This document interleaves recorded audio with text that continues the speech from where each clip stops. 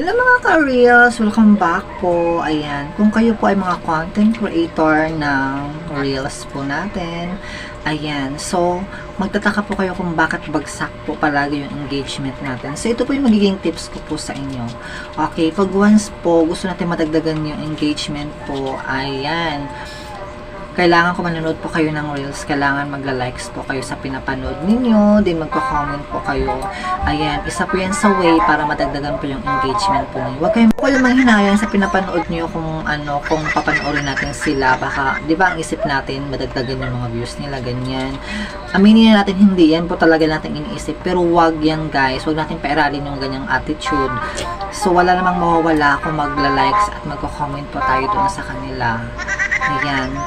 Kasi, pag ganyan kasi ang gagawin natin guys, may chance po talaga na ma-recommend na tayo ni Meta sa ads reels po natin. Ayan.